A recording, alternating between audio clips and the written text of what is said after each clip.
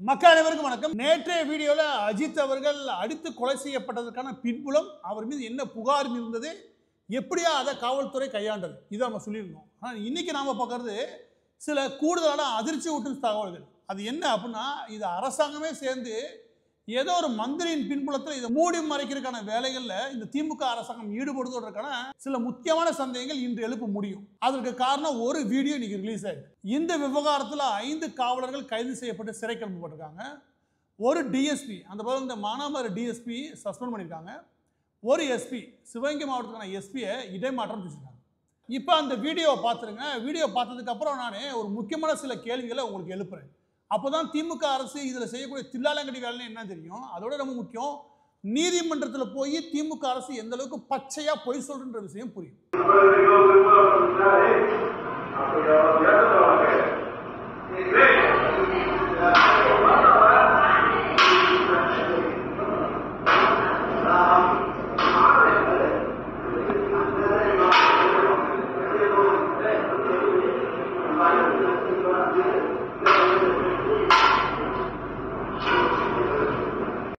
இப்போ நீங்க ஒரு வீடியோ ஒன்று பார்த்தீங்க. முதலாவது அந்த வீடியோவில் வெறுமனே நீங்க பார்க்கும்போது என்னன்னா, அஜித்தை அடிக்கிறது மட்டும் உங்களுக்கு தோணிருக்கும். ஆனால் அஜித்தை அடிக்கிறது மட்டும் விஷயம் கிடையாது. அந்த பையனை கீழே உட்கார வச்சு அடிக்கிறாங்க. நல்லா கவனிச்சு, இது அடிக்கிற விஷயம் கிடையாது. ஆனால் நீ கவனிச்சிங்கன்னா அவங்க யாருமே போலீஸோட யூனிஃபார்ம்ல இல்லை, சில கையிலையும் கட்டியிருக்காங்க. இதில் நீங்கள் புரிஞ்சுக்க வேண்டிய விஷயத்த சொல்கிறேன். இப்போ நான் என்ன விஷயம்னா, இவங்க யாரும் போலீஸ் ஸ்டேஷனுக்கு ரெகுலராக நீங்கள் போகக்கூடிய பார்ப்பீங்களா காவலர்கள், அந்த மாதிரி கிடையாது. இதுலேயே கிரைம் பிரான்ச்சுக்குன்னு தனியாக ஒரு டீம் இருக்கும். அந்த டீம் என்ன பண்ணுவாங்கன்னா, பெரிய லெவலில் உங்களுக்கு யூனிஃபார்ம் போட்டு பார்க்க மாட்டேங்க, மஃப்டியில் தான் இருப்பாங்க.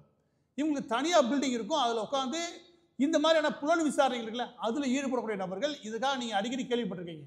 இந்த விவகாரம் சார்ந்து மாவட்ட எஸ்பி தனிப்படை அமைத்தார் அப்படின்னு ஒரு செய்தி அடிக்கடி பார்ப்பீங்க. அதாவது விவகாரம் கைமீறி போகுது, இது கூடுதலாக கவனிக்கணும். அப்படின்னா 2-3 ஸ்பெஷல் டீம் போகிறது உண்டு. அது அந்த விவகாரத்துடைய முக்கியத்துவம் பொறுத்தது, அந்த விவகாரம் எவ்வளோ நாள் சால்வ் ஆகாமல் இருக்குன்றதை பொறுத்தது. இதை பொறுத்து தான் இந்த கிரைம் பிரான்ச் உள்ள வருவான்னு வச்சுக்கோங்க. இவங்கெல்லாம் ஸ்பெஷல் டீம் மாதிரி. இந்த ஸ்பெஷல் டீமுக்கு யாராவது ஆர்டர் கொடுத்தா தான் உள்ள வர முடியும். நீங்கள் மாதிரி ஸ்டேஷனில் கொண்டு ஒரு புகார் கொடுத்தேன், அந்த ஸ்டேஷனில் ரெக்வஸ்ட் வந்துச்சு, அதனால அது கிளம்பி வந்தோம்னு சொல்ல முடியாது. அவங்களுக்கு மேலேருந்து ஒரு ஆர்டர் வர முடியும். சரி, இந்த மேலேருந்து ஆர்டர்னு யார் கொடுக்க முடியும்? டிஎஸ்பி தான் கொடுக்க முடியும். டிஎஸ்பிக்கு யார் ட்ரிகர் பண்ணியிருக்க முடியும்? யார் உத்தரவு கொடுத்துருக்க முடியும்னா எஸ்பி கொடுக்க முடியும். எஸ்பி லெவலுக்கு போகிறதுக்கு இந்த கேஸில் என்ன இருக்குது, இதுதான் கேள்வி. எஸ்பி லெவலில் போகிற அளவுக்கு ஊரில் 1008 கேஸ் இருக்குது. 10 பவுன் காணாமல் போனதுக்கு, ஒரு கோவிலுக்கு முன்னாடி காணாமல் போன விஷயத்துக்கு 24 மணி நேரம் கூட ஆகலை. வேகமாக எஸ்பி அளவுக்கு ரெஸ்பான்ஸ் பண்ண வேண்டிய அவசியம் இருக்குது. மாவட்ட கண்காணிப்பாளர் இருக்கக்கூடிய எஸ்பிக்கு எங்கேருந்து ப்ரெஷர் வந்திருக்கும்? இந்த தான் முதல் கேள்வி. இந்த கேள்விக்கு ஏதாவது பதில் கொடுக்குதா அப்படின்னா, இதனுடைய மறைமுகமான கேள்வி தான் நீதிமன்றத்தில் நீதிபதிகள் எழுப்புறாங்க. இந்த டீம் எப்படி வந்துச்சு? இந்த டீம் வர்றதுக்கு யார் உத்தரவு கொடுத்தா? அந்த உத்தரவு கொடுக்கறதுக்கு யார் அழுத்தம் கொடுத்தா? இந்த புகார் உங்களுக்கு எப்படி வந்துச்சு? இந்த கேள்வி அடுக்கடுக்காக கேட்டால் சிம்பிளா எது திமுக சிம்பிளா என்ன நான் சொல்லுது, திமுக கவர்மெண்ட் இல்லை ஆன்லைனில் பார்த்தோம், நாங்களாம் கிளம்பி வந்தோம். எனக்கு தெரிஞ்சுங்க, தமிழ்நாட்டோட ஒட்டுமொத்த வரலாறு இந்திய வரலாற்றுலேயே ஆன்லைனில் பார்த்தேன். அடுத்த 12 மணி நேரத்தில் ஒரு ஸ்பெஷல் டீம் கிளம்பி எந்த புகாரும் உத்தரவும் இல்லாமல் கிளம்பி 50 கிலோமீட்டருக்கு வெளியே இருக்கக்கூடிய ஒரு கோவிலுக்கு வந்து விசாரணை நடத்தி அந்த பையனை பிடிச்சி அடித்து நான் கேள்விப்பட்டதே கிடையாது. எப்படி 1 வாரம் 2 வாரம் ஆகும் அந்த மாவட்ட கண்காணிப்பாளர் ஸ்பெஷல் டீமை போடுறதுக்கு. ஏன்னா இந்த ஸ்பெஷல் டீம் போடுறதுக்கு அந்த பகுதியில் எல்லா காவல் நிலையங்கள் இல்லையா, அந்த காவல் நிலையங்கள்லாம் வந்து ஆளுக்கு ஒரு ஆள் தூக்கி போறக்கி தூக்கி போடுவான்னு வச்சுக்கோங்க. ஏன்னா இதுக்காக வெயிட் பண்ணுற டீம்லாம் அது கிடையாது. அப்படி உருவாக்கப்படக்கூடிய ஒரு ஸ்பெஷல் டீமை உருவாக்க வேண்டிய இடத்துல திடீர்னு ஒரு ஸ்பெஷல் டீம் கிளம்பி 10 மணி நேரத்தை கிளம்பி வந்துருச்சான். இதில் கவனிக்க வேண்டியது மடப்புறம் இருக்கு இல்லையா, அது திருப்போணத்துலேருந்து 4 கிலோமீட்டர் வெளியில். அதுவும் அந்த வைகையை ஆற்ற கடக்க வேண்டியது வச்சுக்கோங்க. இந்த மடப்புறத்துக்கும் மானாமதுரைக்கும் இருக்கிற தூரம்ன்றது சுமார் 40-45 கிலோமீட்டர். இந்த ஸ்பெஷல் டீம் வந்தது மானாமதுரையிலேருந்து கிளம்பி வந்துருக்குது. அதாவது மானாமதுரை டிஎஸ்பி சொல்லி எப்படி எனக்கு புரியவே இல்லை. இது எல்லாம் மேலேருந்து உத்தரவு இல்லாமல் இந்த டீம் அங்கே உட்கார்ந்து இருந்துச்சு. தன் மேலதிகாரிக்கு எதையுமே சொல்லாமல் இந்த 5 பேரும் கிளம்பி, அதுவும் மடப்புறத்தில் ஒரு 10 பவுன் செயின் காணாமல் போனதுக்கு நம்ம பார்க்கணும்.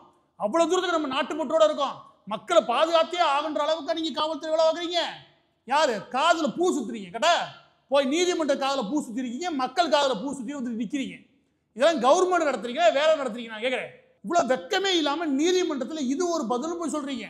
இதை நம்மளாம் கேட்க வேண்டியிருக்கா, நம்மளாம் கேனையும் நினச்சிருக்கு இந்த கவர்மெண்ட். கேட்டா யாரோட உத்தரவின் பேரில் இவன் கிளம்பினாங்கன்னா அந்த உத்தரவு தெரிய வரக்கூடாதுன்றக்காக, அந்த உத்தரவை யார் கொடுத்தான்ற விஷயம் வெளியே வரக்கூடாதுன்றக்காக இந்த திமுக கவர்மெண்ட் போடுற மிகப்பெரிய ட்ராமா என்னன்னா, அவங்க ஆன்லைனில் பார்த்து நீங்களே கிளம்பி போட சொல்லிக்கோங்க, அப்படி சொல்லிக்கோங்க, நாங்கள் சமாளிச்சுக்கிறோம் அப்படின்னு சொல்லி 5 காவலர்களுடைய குடும்பத்தையே, அவங்களோட சேர்ந்து அந்த குடும்பத்தையே சொல்கிறேன், அந்த குடும்பத்தையே மொத்தம் பலிகடாவை கொடுத்துட்டு தப்பிக்க முயற்சி பண்ணுறது திமுக கவர்மெண்ட். இதுதான் அப்பட்டமான உண்மை. இது அந்த காவலருக்கு செய்யக்கூடிய துரோகம், அந்த மக்களுக்கு செய்யக்கூடிய துரோகம், அஜித்துக்கு செய்யக்கூடிய துரோகம், இந்த நாட்டின் சட்டத்திட்டத்துக்கே செய்யக்கூடிய துரோகம். இவ்வளோ பெரிய கேவலமான கவர்மெண்ட்டை ஊரில் பார்க்க முடியாது. இதெல்லாம் ஒரு பதில் தூக்கிட்டு போகிறேன். அது இன்னமும் நெஞ்செல்லாம் கொதிச்சு போச்சுன்னு வச்சுக்கோங்க. என்ன கேளுங்க, என்னன்னா நீதிமன்றத்தில் போய் சரி எப்படி இறந்து போனார், இறந்து போனதுக்கான எஃப்ஐஆர்லாம் ஃபைல் பண்ணிடலாம், சரி ஃபைல் பண்ணிடணும், அன்றைக்கி நைட்டே ஃபைல் பண்ணிட்டோமே அப்படின்னு ஒரு எஃப்ஐஆரை ஃபைல் பண்ணியிருக்காங்க. அது எடுத்து படித்தா அவ்வளோ காண்டாகுதுன்னு வச்சுக்கோங்க. என்னன்னு கேளுங்க, அது என்ன போட்டிருக்காங்கன்னா, அந்த அஜித்ன்ற பையன் இருந்தான், நாங்கள் விசாரித்தோம், அவர் ஒத்துக்கிட்டாரு, ஆனால் பின்னாடி போன நகையை காணோம், அதனால் கூடுதலாக விசாரிக்க முடிஞ்சிச்சு. எப்படா எழுதியிருக்கீங்க, நீங்கள் அடிச்சுன்ற வார்த்தையே வரலையடா, சரி விசாரிச்சிங்க, ஆனால் இறந்து போனதுக்கு ஒரு காரணம் ஒன்று எழுதியிருக்காங்க பாருங்க. நான் சத்தியமாக சொல்கிறேன், இந்த கவர்மெண்ட் நல்லாவே இருக்காது. அது என்ன சொல்கிறாங்க, அந்த பையன் தப்பிச்சோட முயற்சி பண்ணான், ஃபஸ்ட் டைம் பிடிச்சிட்டோம், செகண்ட் டைம் தப்பிச்சு போனான் பாருங்க, ஓடும்போது இடறி விழுந்து வலிப்பு வந்து செத்து போயிட்டான். இப்படி நம்ம வீட்டில் இருக்கக்கூடிய ஒரு குழந்தைக்கு இல்லை நம்ம வீட்டில் இருக்கக்கூடிய இளைஞர்கள் அடித்து கொண்டதுக்கு அப்புறம் இவங்க ஒரு எஃப்ஐஆர் அப்படி எழுதுனாங்கன்னா நீங்கள் யாராவது ஏற்றுப்பீங்களா? நான் கேட்குறேன். ஏன் நான் சொல்கிறேன் அப்படின்னா, எஃப்ஐஆர் இது சொல்லுதா, அதாவது தடுக்கி விழுந்து இறந்து போனேன், ஆனால் போஸ்ட்மார்ட்டம் ரிப்போர்ட் என்ன சொல்லுது, 18 இடங்களில் காயம், அதுவும் வலுக்கட்டாயமாக நீங்கள் அடிச்சிருக்கீங்க. அது வெறும் போஸ்ட்மார்ட்டம் ரிப்போர்ட் மட்டும் கிடையாது, வீடியோ ரிலீஸ் ஆயிடுச்சு, வீடியோவில் சுற்றி வளைச்சு போட்டு அடிச்சிருக்கீங்க.